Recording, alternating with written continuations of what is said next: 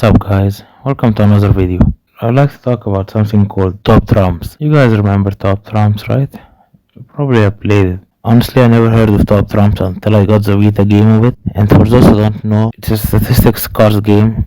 It's a game of stats where you basically compare the stats of each other and the one with the highest number win. Sometimes it's not the highest number, it's like the oldest age or the one that's released first and so on.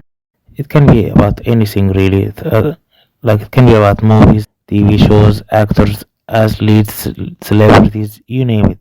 It's a card game in general. Like if you have someone to play it with, it's fun. Like many card games, Top Trumps had the honor to be adapted into a video game.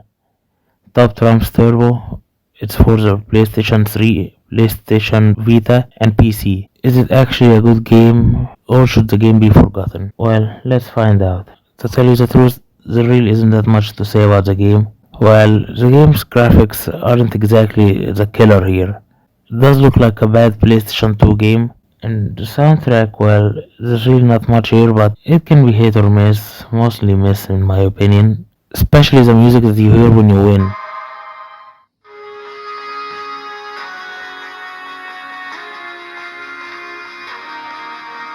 It can be extremely annoying. You know what's funny about this game? This is just a simple cards game. Yet somehow this game has glitches. That's right, I really mean it. It has lots of glitches for a game this simple. Like for example, sometimes the buttons won't work on it, so you'll have to start the game from the beginning. And by start the game, I mean close it and start it over. And sometimes the buttons work suddenly without knowing, so you'll end up choosing things that don't work. And on the PC version, the game doesn't handle the pink color for some reason.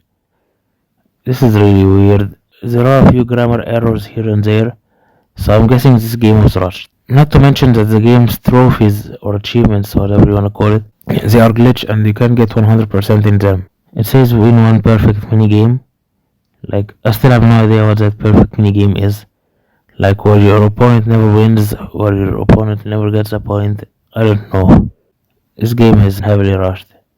But regarding the gameplay itself, well, like I said, it's a statistics card. You basically choose a card depending on the deck, like for example movies and TV shows and so on. You compare each other, and whenever you win, you collect a star. Now, that's really all the gameplay is. The game has these so-called mini games, but they're really not that different. They mostly vary on how many stars you collect or points, and the only different ones are the ones that you steal stars or take stars. Basically, you have to collect stars to get into a bigger round with more advantage than your opponent. But this game is relying on pure luck, so it's really not going to differ much. It relies on luck and guessing, actually. Now you're probably thinking, but hey, you can at least play this game with someone else. Well, you're actually wrong. You can't. This game is single player only. There's no online multiplayer, ad hoc multiplayer, or couch multiplayer of any kind. You only play against the computer. And the thing is, once you beat the computer once, you pretty much have seen everything the game has to offer. Unless if you're desperate to unlock all the achievements, which not all of them will be unlocked.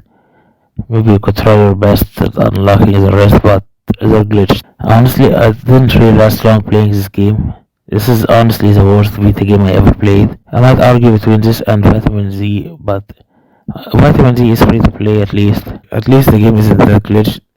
But this is a very simple game that I've seen as many games in other video games, like Ferrari Racing on the PlayStation 3, PlayStation 2. Not only does this game not need to exist, but it's really very broken.